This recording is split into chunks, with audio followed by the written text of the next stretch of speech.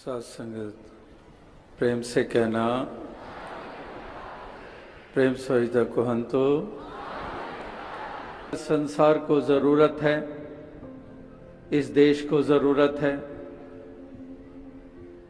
संसार को जरूरत है इस मानव भाईचारे की, इस देश को जरूरत है भाईचारे की।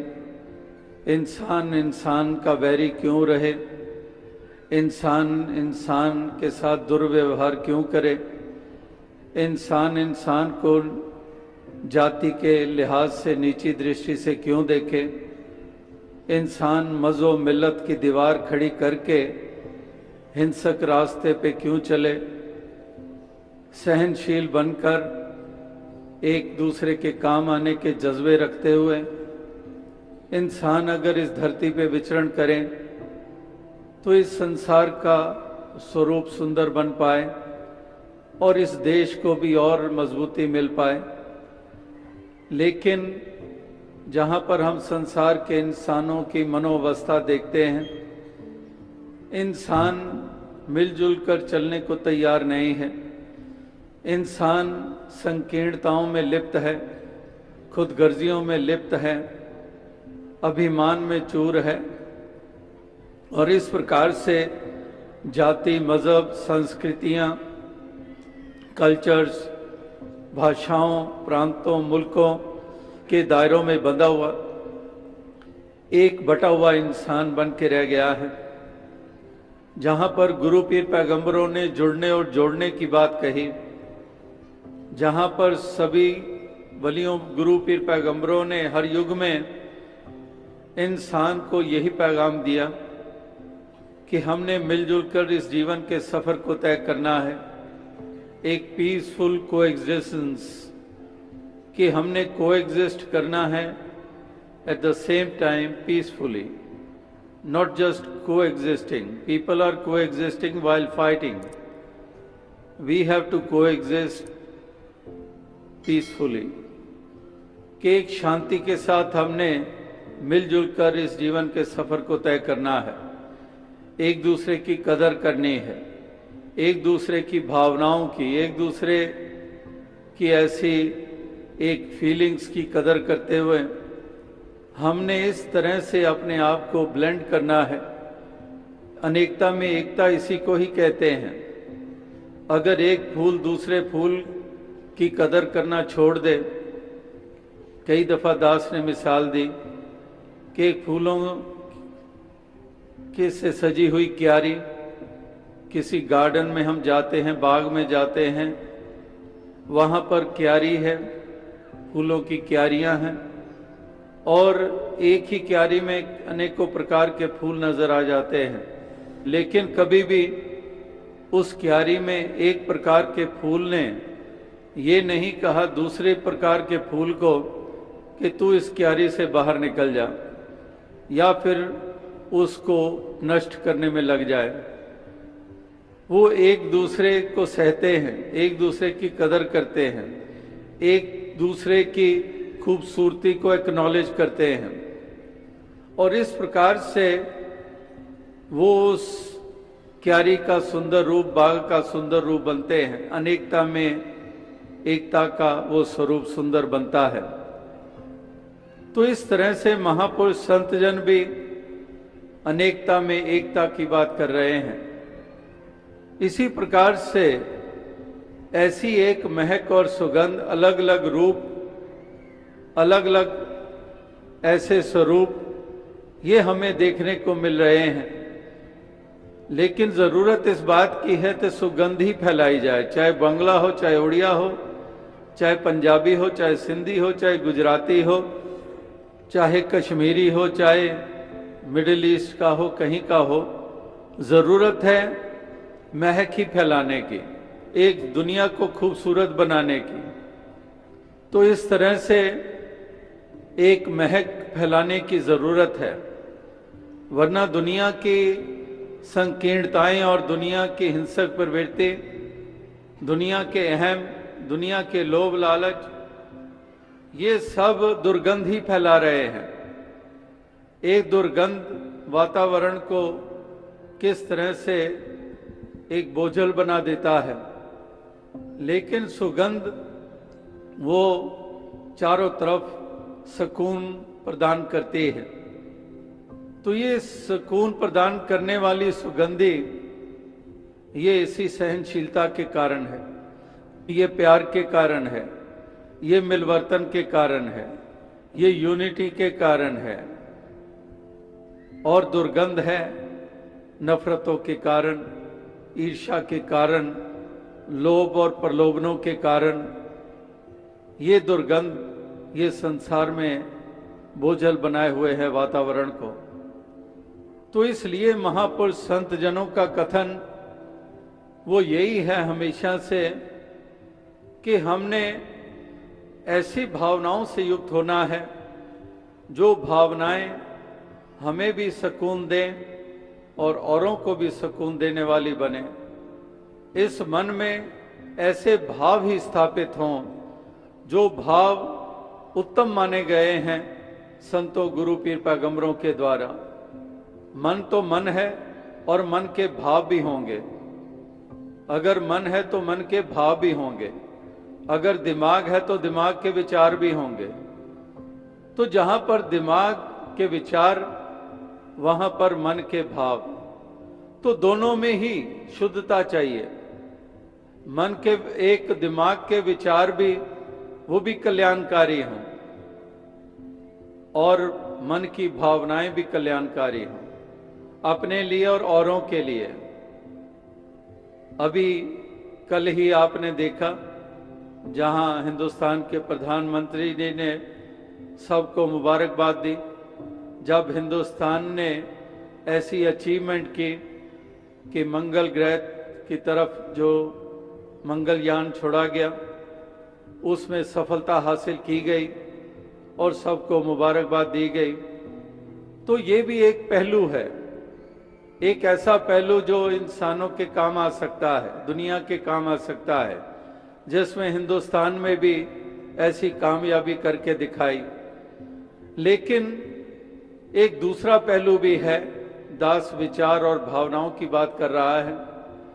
अब इसका दूसरा पहलू भी है साइंस का कि इतने इतने विनाशकारी हथियार भी बनाए हैं इसी साइंस ने, कि कितने कितने विनाशकारी न्यूक्लियर आर्सेनल्स, कितने कितने भयानक ऐसे रूप जहां पर इतने हथियार जिससे कितने कितनों की जाने जाती हैं। तो ये निर्भर करता है विचार और भावनाओं के ऊपर। तो महापुरुष संतजनों का कथन कि अगर हमारे विचार इस दिमाग में भी एक कल्याणकारी होंगे तो हम हर वो कार्य करेंगे, दुनिया को वो देन देंगे जो कि भलाई के रूप में है। लेकिन अगर इसी दिमाग में कुछ जहर सा भर जाए, इस मन में कोई ऐसी विपरीत भावना प्रवेश कर जाए, एक डोमिनेट करने की भावना बन जाए, तो फिर ये विचार ऐसे आएंगे, योजनाएं ऐसी बनेंगी जिसके कारण इंसानियत का ही नुकसान होगा और इस मन की भावनाएं भी विषैली हो जाएंगी। तो इसलिए दोनों की शुद्धता की जरूरत के ऊपर महापुरुषों ने ये जोर दिया है कि विचार भी पावन हों और मन में भाव भी प्रेम करुणा वाले हों, दया वाले हों, मिलवर्तन वाले हों। कहीं पर भी एक विषैलापन ना हो, एक जहर ना हो, विषैला ना हो।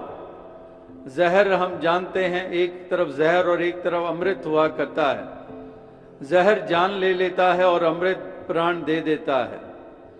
तो हमने अमृत का रूप बनना है, ना कि जहर का रूप बनना है, एक अमृत का रूप। लेकिन संसार की हालत हम देखते हैं कि कितना विषैलापन है। और मिसाल महापुरुष देते हैं, एक जब सज्जन प्रवृत्ति और भक्त प्रवृत्ति की तुलना जब साकत प्रवृत्ति और एक मनमत वाली प्रवृत्ति से की जाती है, तो उसमें इस कदर एक मिसाल देकर एक ऐसा एक रूप सामने रखा जाता है, अवस्था का जिक्र किया जाता है कि एक गाय होती है, गाय को सूखा घास भी दे तब भी वो अमृत जैसा दूध देती है। लेकिन अगर सांप को अमृत जैसा दूध भी दें फिर भी वो जहर देता है। दोनों में कितना अंतर है। एक को सूखी घास मिली, यानी कि दुनियावी दृष्टि से देखें कि वो रूप इंसान का जिसको मजबूरियां भी हैं, दुनियावी बहुत ऐसी सामर्थ्य भी नहीं है, लेकिन फिर भी वो डस नहीं रहा है, वो जहर नहीं दे रहा है। वो चाहे कुटिया में रहता है, झोंपड़ी में रहता है, लेकिन वो जहर नहीं दे रहा है, वो अमृत देता है, प्यार देता है। और दूसरी तरफ दुनिया की अवस्था का जिक्र किया है कि इंसान को चाहे सुंदर दातें भी प्राप्त हो जाएं, लेकिन फिर भी वो डसता ही रहता है, वो जहर ही बांटता रहता है। इस प्रकार से दोनों में कितना बड़ा अंतर है। तो इसलिए महापुरुषों ने हर इंसान और हर मानव को यही एक प्रेरणाएं दी हैं कि हे इंसान, तुम भी विचार करो, तुम भी सोचो कि तुम किस कतार पे खड़े हो, तुम किस रास्ते पे चल रहे हो, तुम्हारी कौन सी एक अवस्था है, तुम्हारी दृष्टि कैसी है, तुम्हारे जीवन की चाल कैसी है।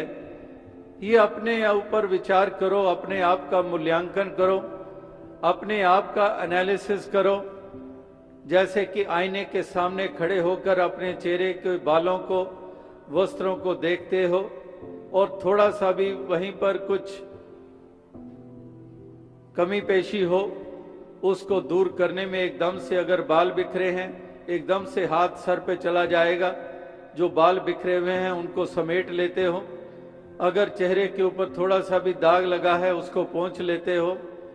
अगर कपड़ों में भी कहीं पर ऐसे कुछ गंदगी लगी हुई है उसको झाड़ लेते हो। तो जैसे आईने को देखकर अपने आप को संवार लेते हो, इसी प्रकार से ये अंतर मन में झांकना और अपनी अवस्था को देखकर इसको फिर सुंदर रूप देना। जैसे उस आईने को देखा, साथ ही हाथ चला गया, किसी को कहने की जरूरत नहीं पड़ी, अपनी ही आंखों ने अपना ही रूप देख लिया आईने के द्वारा और सीधा ही हाथ उस तरफ चल निकला उस दाग को मिटाने के लिए और उस बिखरे हुए बालों को संवारने के लिए। इसी प्रकार से जब हम अपने अंतर झांकते हैं तो फिर हमें पता चलता है कि हम कहाँ खड़े हैं, हमारा क्या विचार चल रहा है, हमारी भावनाएं क्या ऐसी हैं, और उन्हीं भावनाओं के अंतर्गत हमारे कदमों ने बढ़ना है। इसलिए हमारी भावनाएं अगर सुंदर हो जाएं, अगर हमारे विचार ही सुंदर हो जाएं, तो ये फिर हमारे कदम वो विनाश के लिए नहीं बढ़ेंगे, वो कल्याण के लिए बढ़ेंगे, वो किसी के काम आने के लिए बढ़ेंगे। फिर हमारे धन का भी सदुपयोग होगा और तन का भी सदुपयोग होगा, हमारे विचार का भी सदुपयोग होगा। तो इसलिए ऐसे सदुपयोग के लिए ही महापुरुषों ने इन तमाम तन मन धन की जो दातें दातार ने दी हैं, इनकी महत्ता जानी है, मानी है। अगर सदुपयोग नहीं है तो फिर ये तन भी बेमाने है, इसका भी कोई मोल नहीं है। वैसे तो एक संत और भक्त के शरीर के बारे में भी हम कहते हैं कि 5 तत्व का पुतला है, ये खाक का पुतला है। जैसे महापुरुषों ने कहा है कि खाकी खाक स्यों रल जाना, तू कदे ताहों से आना। कि एक पंजाबी में सूफी संतों ने कहा कि खाकी खाक स्यों रल जाना, तू कदे ताहों से आना। कि ये खाकी तेरा ये शरीर, इसने खाक में ही मिल जाना है, तू अभी तो समझदारी का इस्तेमाल कर ले, कदे ताहों से आना, कि अब कुछ तो समझ हासिल कर ले, अभी तो संभल जा। तो इस प्रकार से ये महापुरुष संत जनों ने यही कहा कि इस तन की भी कीमत तभी है, ये धन दौलतों की भी कीमत तभी है, ये दिमाग की भी कीमत तभी है, इस सर की भी कीमत तभी है। अगर ये कल्याण में लगते हैं, अगर सद्भावनाओं से युक्त होकर इनका इस्तेमाल होता है, तो इसलिए इन सब की पवित्रता तभी है